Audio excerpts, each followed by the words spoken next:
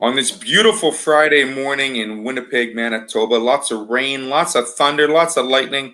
Hopefully the animals don't get too excited. But what is getting excited is hockey season here, and not just in the higher ranks, but also the boys that take care of the families and have a bit of a life outside of hockey. That is the Hanover Tache Junior Hockey League. And joining me now is Jesse Pelletier. Jesse, good morning. Thanks for joining me. You and I spoke last month when I accidentally called you Sean, and I got a lot of heat for that. And I'd like to review how the first month of camps have gone for the Lorette Comets this year. Sorry, Theo, you're cutting out a little bit there. Good morning. Thank you for having me on. And yeah, probably weather related a little bit here. It's a little crazy outside. Can you hear me now? How's the connection? Let's talk about your early camps you had in September to look at the beginning of the rosters for the Lorette Comets. Yeah, so we had a 4-on-4 mini tournament this past weekend in Shane. We had a bunch of kids come out, got to see a lot of new faces that we hadn't seen before, obviously. A lot of our veterans came back. A lot of our other vets weren't able to make it, still finishing up other stuff with families and stuff. So didn't get to see everyone, but early indications are we're going to have a really strong squad, veteran laden with some good young kids as well, and which we'll talk about a little later. But St. Adolphe unfortunately wasn't able to get management put in place, so a lot of their players have migrated over to us, and so that'll strengthen our squad for sure. You talked about St. Adolphe not able to get the management in, as well the Mitchell squad just not able to begin their season as well. So both of those teams won't be joining the HTJHL, but however, Le Broquerie comes back in. How excited is that for all those communities within the Steinbach area? I mean, that's, we talked about 3 or 4 cities that are towns that are very close together. How do you get out that catchment for these players, and how do you make sure all the squads are filled?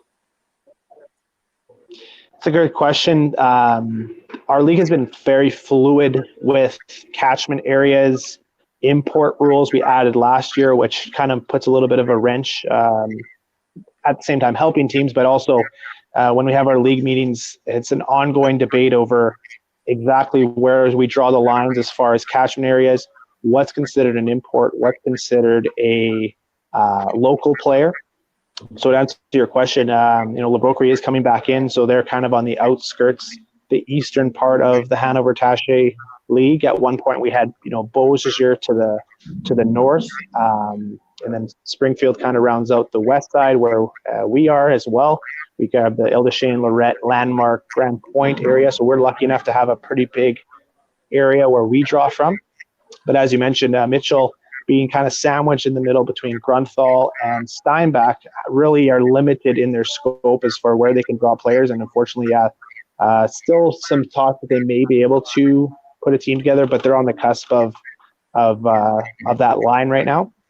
Steinbach, obviously a big city, 30,000 people, so they never really have an issue drawing players. And Le Broquerie, like we said, joining back up. Hopefully we're able to draw some players that maybe would elect to go there instead of Steinbach or Mitchell and have an opportunity to play there with maybe some more ice time. And as well, once a player is released from any team in the league, they are free to go anywhere else in the league. So we want as many players as possible playing and eligible to play junior hockey. So that's the beauty of our league, is it's not a massive travel distance compared to some other junior leagues. So they are able to hopefully get on with the squad and play some junior hockey this year. Nothing like a team from Steinbach traveling all the way to Somerset in the middle of February in a blizzard.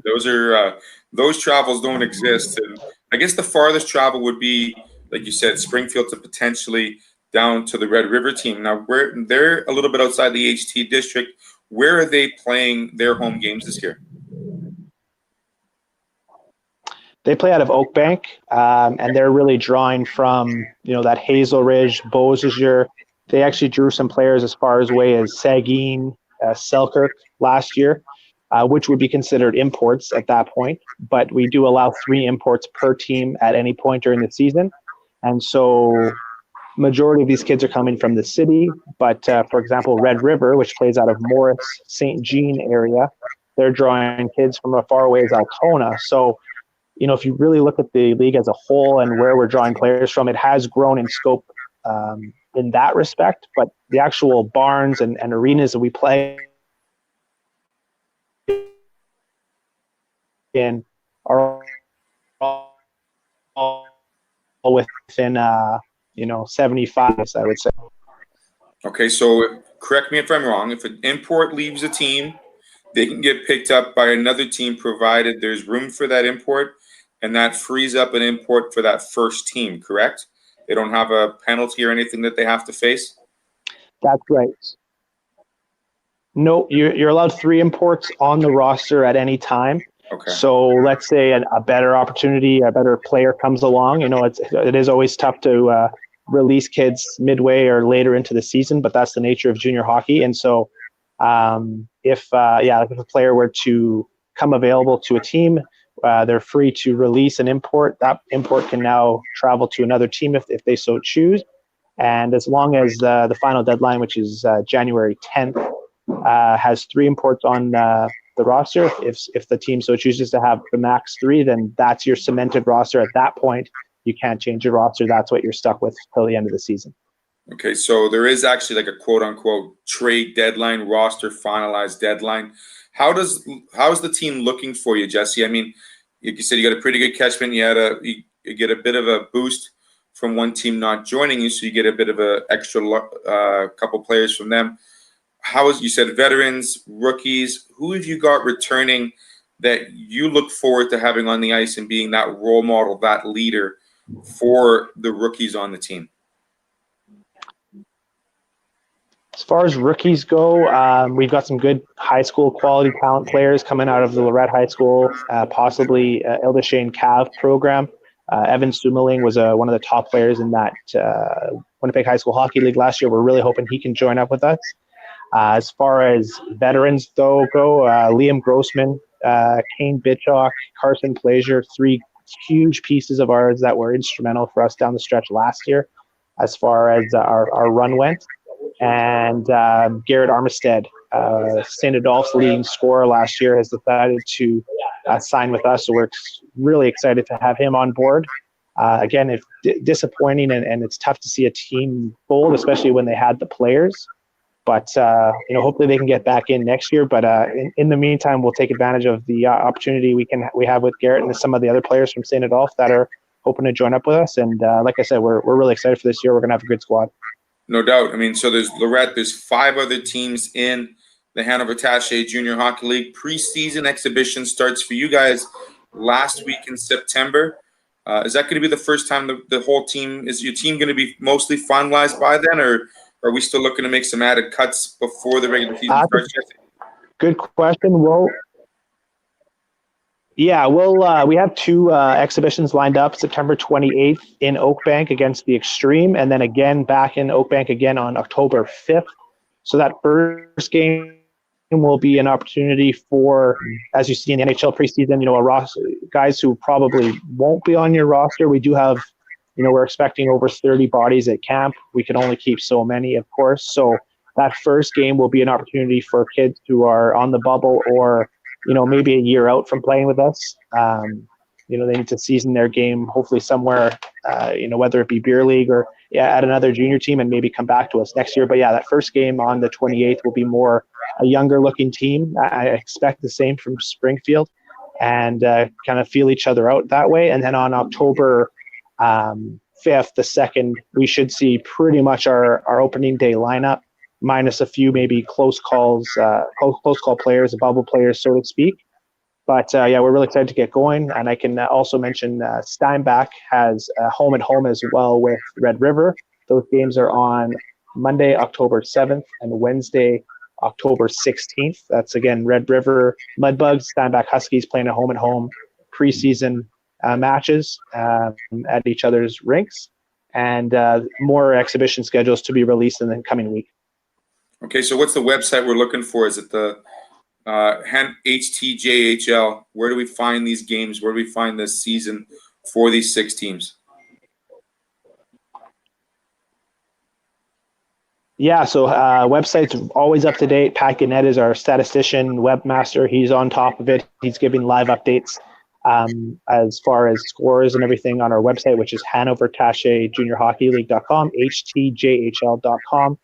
Facebook, Twitter presence has greatly improved over the years. So you can find us on Twitter at Lorette JR Comets, Lorette JR Comets. Instagram, same thing, Lorette JR Comets, and Facebook is Lorette Junior Comets. We're looking forward to partnering with you guys possibly as well, and maybe getting some live broadcast that's possibly in the works. So we're really excited to be working with you guys. Maybe get a couple of games broadcast to show and players forward who necessarily know about players and its teams. So it's a great league because it allows for life to exist in and around hockey. It's not so much a juggling act, rather it's part of your life. And it's great to have this league available for these small communities in that catchment, like you said. Jesse, each game or every game starts at 8 p.m. And like we mentioned, regular season starts just after the 17th of October, I believe.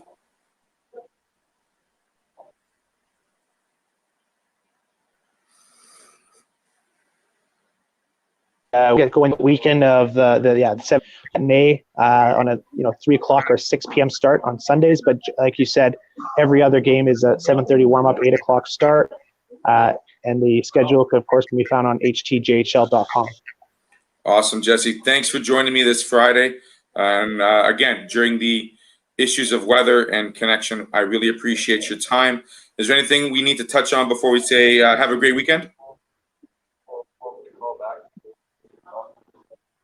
No, that's thanks again for having me on. I really do appreciate it, Theo. And if you ever have been wondering, what this league is about and you're curious, go check out a game. I mean, it's cheap entertainment, $6-7 to see a good, fast-paced, quality junior hockey game.